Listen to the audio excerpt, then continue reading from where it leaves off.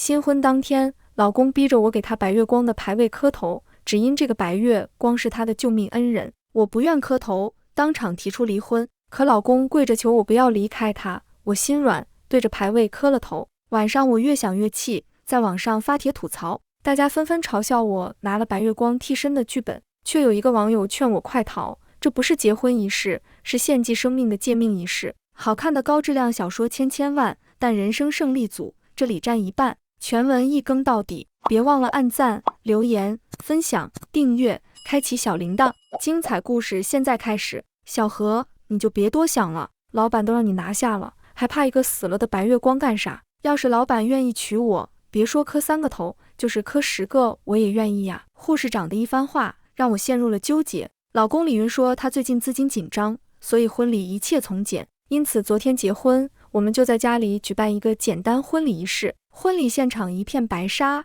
礼堂正中央的桌子上立着一个牌位，牌位前有3炷香正慢慢燃烧着。仪式开始时，李云把一截红线拴在我右手食指上，另一端却不知拴在了何处。他牵着我的手，把我带到牌位前。小何，你再朝牌位磕3个头，仪式就结束了。从今以后，我们就是一家人，再也不分开。看着眼前的牌位，我打了个冷战，下意识后退。李云见状，立马收起笑脸，他上前拉住我，想要将我压着跪下。见他满脸狰狞，我惊恐地后退着，并提出离婚。听到离婚，李云愣住，他跪在地上求我不要离开他。小何，牌位是我救命恩人的，我曾在他面前发过誓，新婚当天一定会在他的牌位前磕上3个响头，以报答他的救命之恩。我只是在履行承诺，并没有其他意思。况且我只是太爱你了，所以才和你结婚，让你给我的救命恩人磕头。李云抱着我的腿嚎啕大哭，看到一个大男人哭得上气不接下气，我心软了。于是我跪着给牌位磕了3个头。李云欣喜地将我扶起来，他轻轻地抚摸着我的头发，眼中是藏不住的爱意。小何，我会永远爱你。仪式结束后，我美美地泡了个澡，换上半透明的薄纱睡裙，满心期待接下来的洞房花烛夜。我在床上等了许久，也不见李云回卧室，给李云打去电话，却一直没人接。我被老公冷落在一旁，但爱的欲望疯长，怎么都消不下去。想到今天这些奇葩事，我就越想越气，干脆在网上发帖吐槽。有网友嘲笑我是娇妻独守空房，欲求不满；有网友嘲笑我是拿了白月光替身剧本，却有一个网友让我快逃，你参加的不是结婚仪式，而是献祭生命的诫命仪式。我有些无语的在下面回复道，你有病就去治，别在这儿胡说八道。我老公说了，那是他救命恩人的牌位，他是在履行承诺而已。网友很快便在下面回复道，履行承诺为什么不是他磕头，而是你磕头？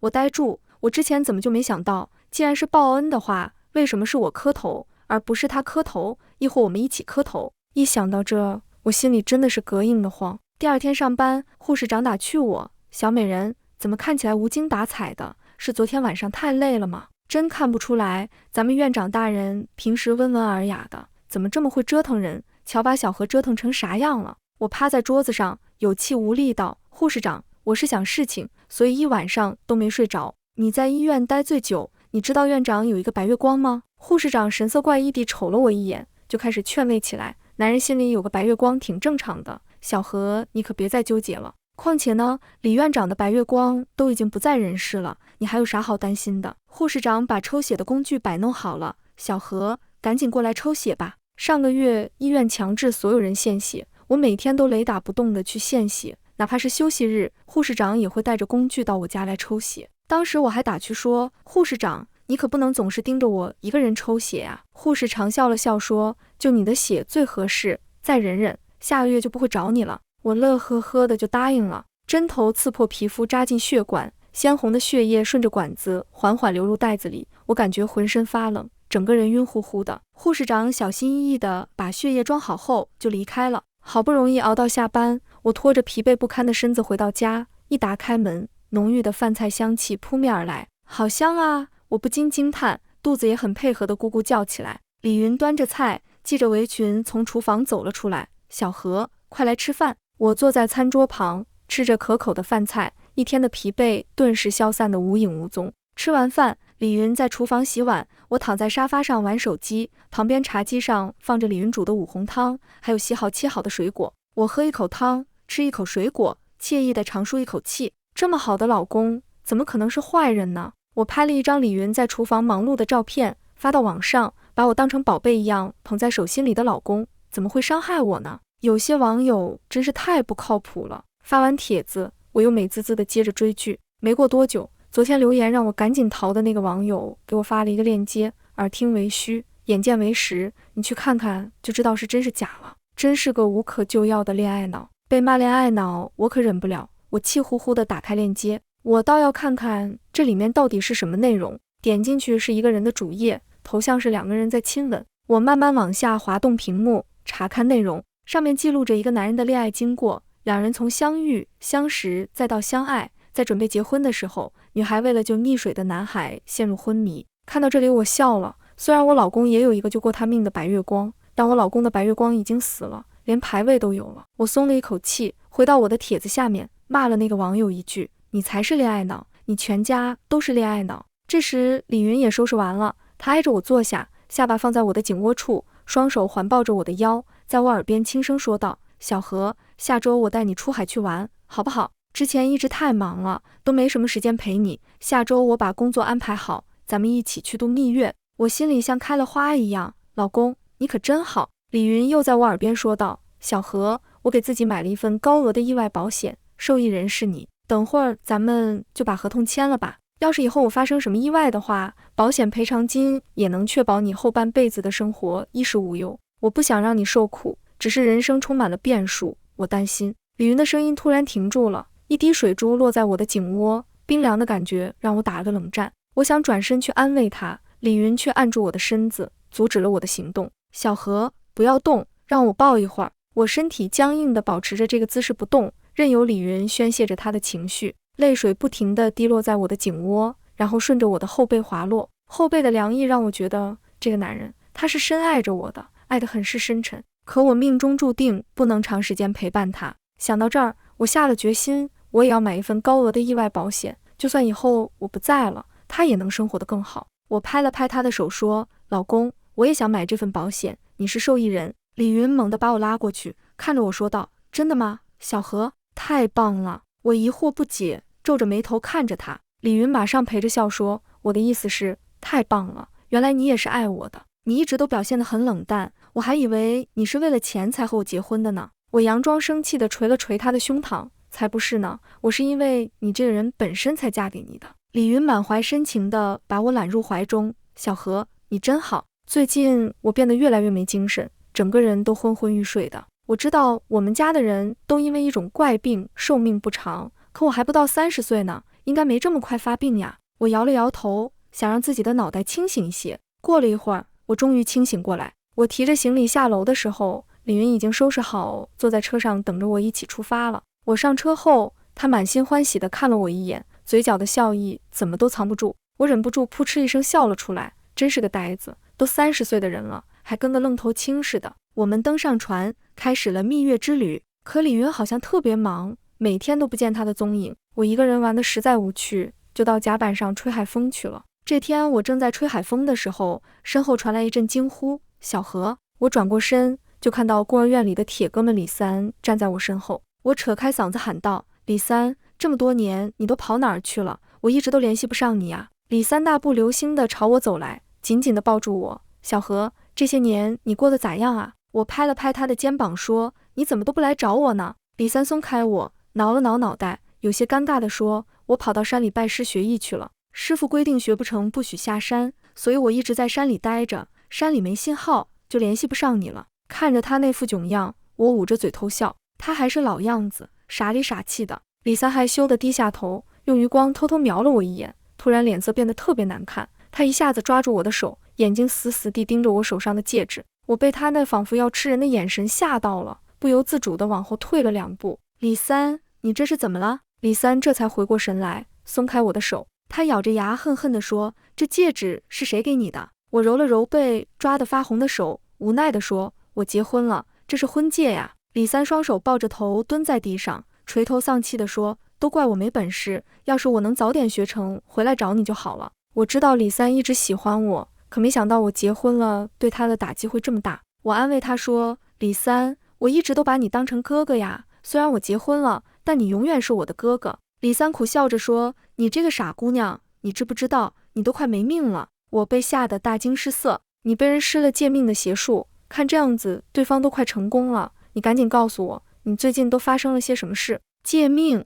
看着李三一脸严肃的样子，我也跟着紧张起来。我把这半年来的事情详详细细地说给他听。在李三的讲述里，借命是道门被禁止的邪术，先是用被借命之人的血液滋养借命者，40天之后就可以举行借命仪式。在借命仪式上，被借命的人磕头，就意味着同意把命借给对方。最后再用被借命之人的血液滋养借命者9天，然后重复借命者的死法，这一世就算成功了。到时候被借命之人的寿命就会转移到借命者身上，而这枚戒指呢，就是借命双方之间联系的纽带。现在这个戒指已经完全变红了，这也就意味着，只要我再重复借命者的死法，对方就能成功借走我的命了。李三，你不会是在逗我玩吧？我虽然也活不了多久了，可我也不想被人借命啊。李三同情地看了我一眼，你好好回想一下，你这几个月的经历是不是和我说的一样？这样你就知道是真是假了。我仔细想了想，还真是这么回事，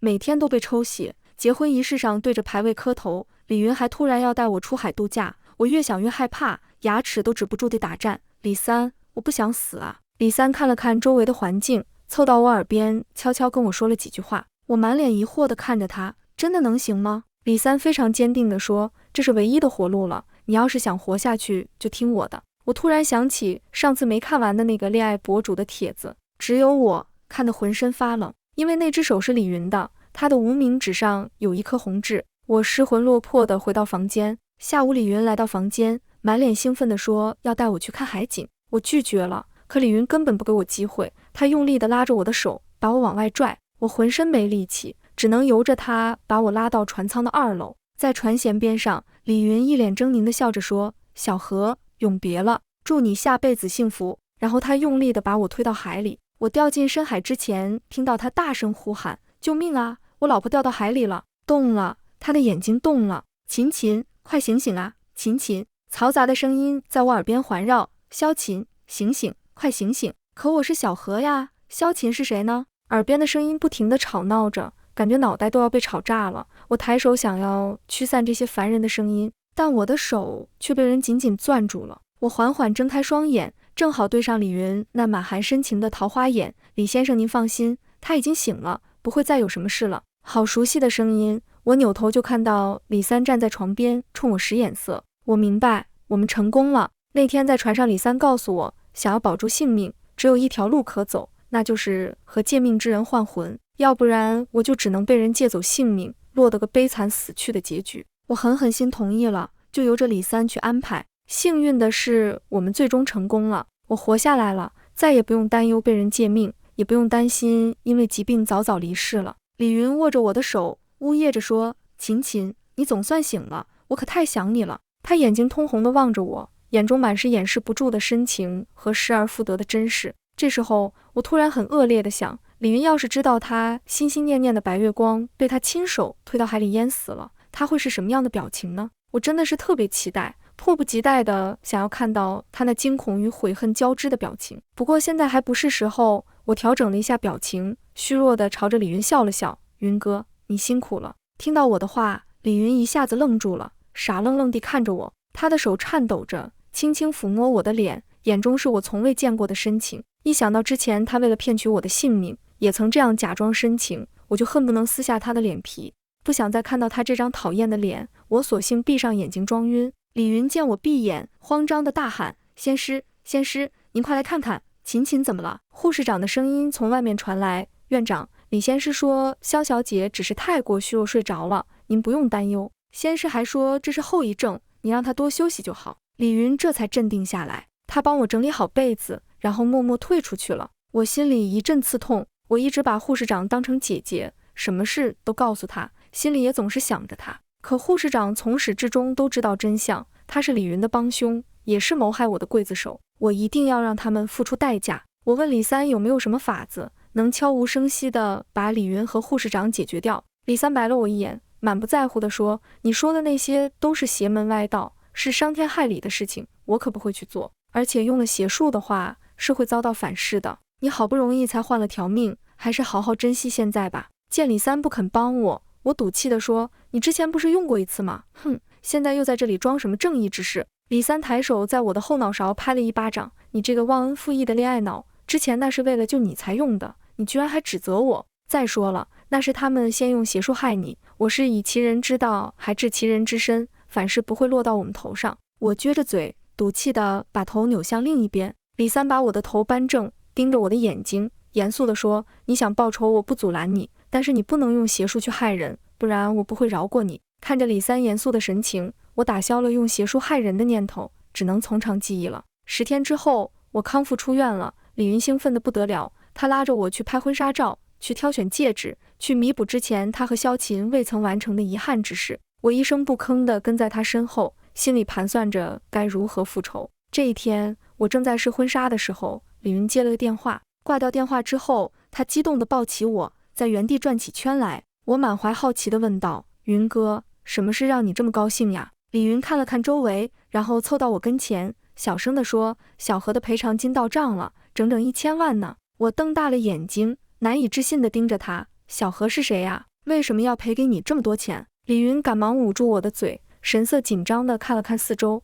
见周围没人，这才说道，小何就是把命借给你的人，为了获取他的信任，我才跟他结了婚。我说我担心以后发生意外，就买了一份高额的意外保险，受益人是他。他那恋爱脑一犯傻，也买了一份保险，受益人是我。现在他意外死亡了，保险就赔钱给我了。我眼珠转了转，装作难过的样子说，云哥肯定是爱他的吧，不然怎么会主动买保险，还把受益人指定为他呢？都怪我没本事，云哥才会爱上别人。云哥，你去找大师把我的命还给小何吧。说完，我扔下手中的婚纱就往外面跑去。李云着急地在后面追赶，琴琴，不是这样的，我不爱他，我爱的人只有你。我停住脚步，转过身去质问道，那你敢再买一份保险吗？你敢不敢？李云气喘吁吁地说，我敢，我们现在就去。走到保险公司门口的时候，我拉住李云说，云哥，算了吧，我刚刚是在说气话。不行，今天必须买。李云像是着了魔一样，非要拉着我去买保险，以此来表明他对我的爱意。看着手上的保单，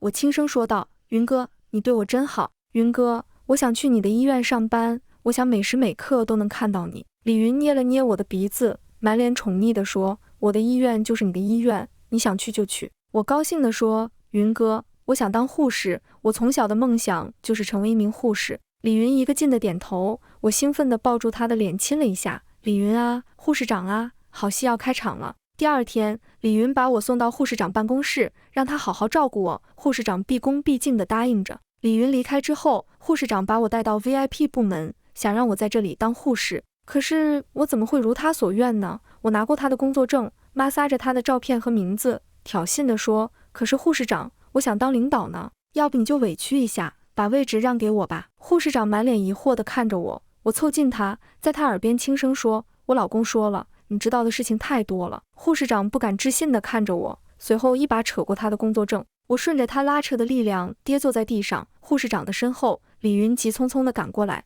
贱人，你居然敢欺负琴琴！啪的一声，护士长的脸上出现了一片红肿。我可怜巴巴地说，云哥，护士长不是故意的，是我和他开玩笑，惹他生气了。护士长急忙解释道，院长，是肖小姐自己摔倒的，我没有推她。我也不反驳，红着眼睛缩在李云怀里，身体还不住地微微颤抖。李云心疼极了。护士长见李云不吭声，在一旁焦急地说，院长，要不就让肖小姐回家休息吧。我小声抽泣着说，护士长是领导，我不该不分场合跟他开玩笑，惹他生气了。云哥，我这么笨，做什么都做不好，你就不该救我。李云额头上凸起的青筋表明他已经快要忍耐不住了，他把我扶起来。护士长见状急忙过来扶我，我害怕地往李云怀里缩，躲开了护士长伸过来的手。李云将我搂在怀里，面无表情地说，从现在起，萧琴担任医院护士长，至于你，就交给琴琴处置吧。琴琴，以后你就是护士长了，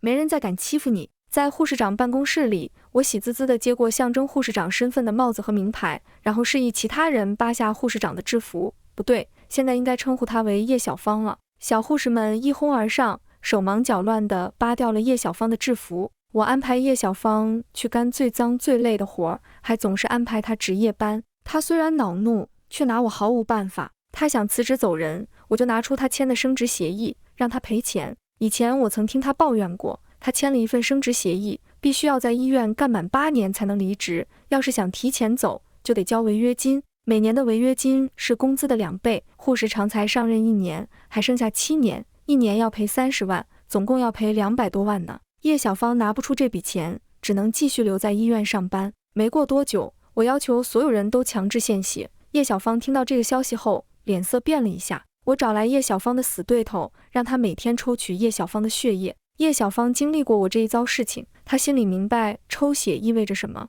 她每天都心烦意乱，整个人明显变得急躁起来。我偷偷地在她包里塞了一张名片，希望她不要辜负我的一番心意。结果到了晚上，那个人就发消息告诉我，鱼儿上钩了。第二天，叶小芳故意打翻血液样本，傲慢地说：“我要辞职，你们别想再抽我的血了。”我笑嘻嘻地说：“好啊，先赔钱吧。”叶小芳马上就交了违约金，然后趾高气扬地离开了。可她不知道的是，这个高利贷可没那么容易应付。最近李云做事不太顺遂，原本谈好的项目总是莫名其妙的突然变卦，之前投资的项目也亏损得很厉害。他在外面欠了一屁股债，天天都有人跟在他身后催债。原本是小有成就的青年富豪，如今却成了欠债不还的老赖。李三说他这是遭到反噬了，他之前用邪术害人，所以他的气运已经由盛转衰了。从今往后，如果他不去积德行善，这个衰运就会一直跟着他，他做任何事情都不会顺利，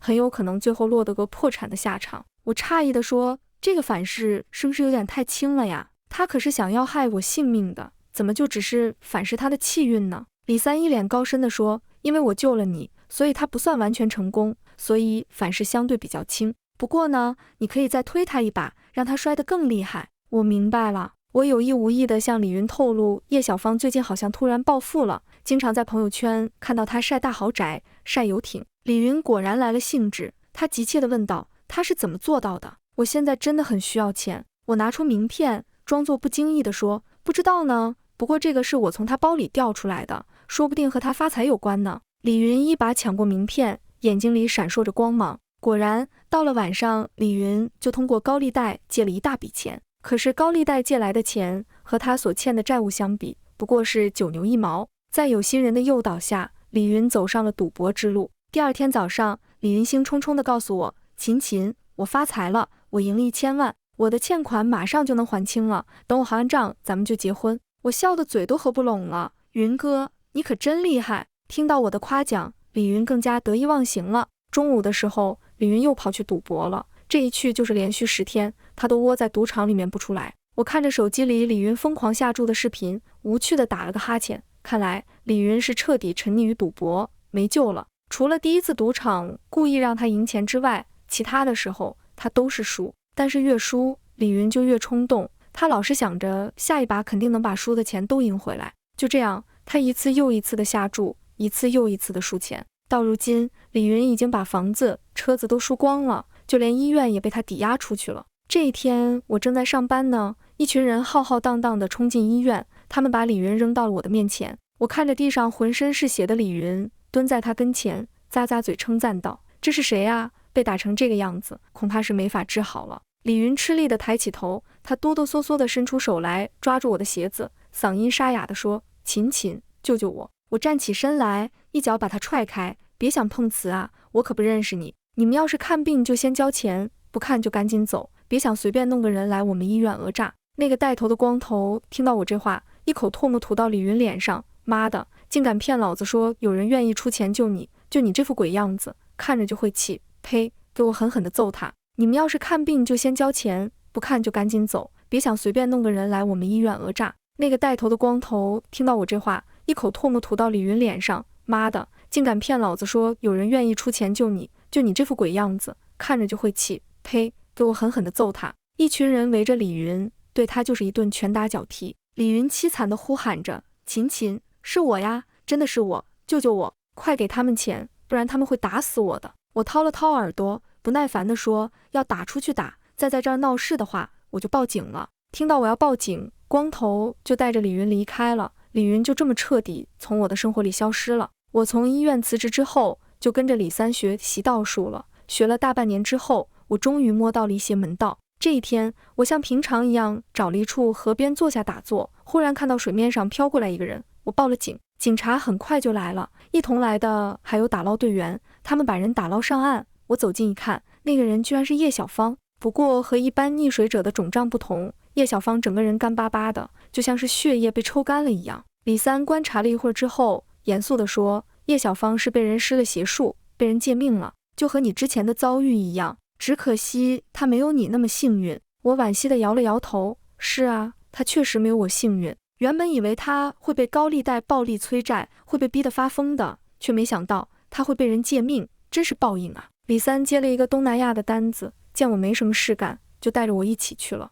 忙完事情之后，我和李三走在东南亚的街道上，感受着异国风情。突然有一个乞丐拦住我们，他抱着我的腿哭着说，秦秦，真的是你，你是来救我的吗？我仔细一看，这不是消失了很久的李云吗？李云继续哭诉着，我还不上前，他们就把我卖到东南亚来了，他们割掉了我一个肾，还想要割我的心脏，我是趁机跑出来的。秦秦，你带我回去好不好？我在这里每天都被那些乞丐欺负，每天都害怕被抓回去，我都要疯掉了。我蹲在李云面前问他，你看看我是谁？李云愣了一下，结结巴巴地说，你是秦秦，你是我老婆。我点头说，我确实是你老婆，不过我不是萧琴。李云瞪大了眼睛，不可能，你就是秦秦。我高兴地说，老公，我是你的老婆小何呀。哎呀，你最爱的秦秦已经被你推到海里淹死了，他死得可惨了，他有没有来找你索命呢？李云惊恐地看着我，喃喃自语道，不可能，不可能，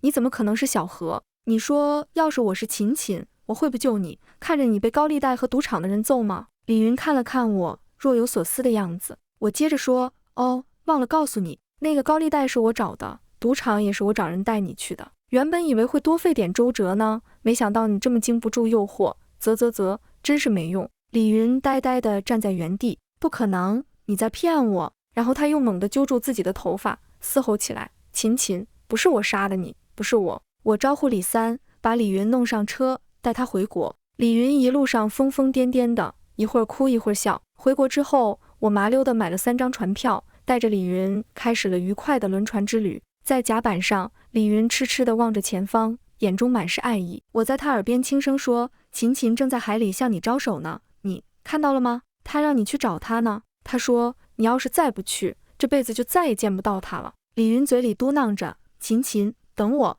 我来了。我转身离开，过了一会儿，就有人惊呼，有人落水了，救命啊！李云掉到海里淹死了，保险公司赔给我1000万。我拿着这笔钱，继续开开心心的和李三一起修行，偶尔下山游历山川，救助世人，偶尔入世体验人间百态。有钱有闲，还有一个健康的身体，真是惬意极了。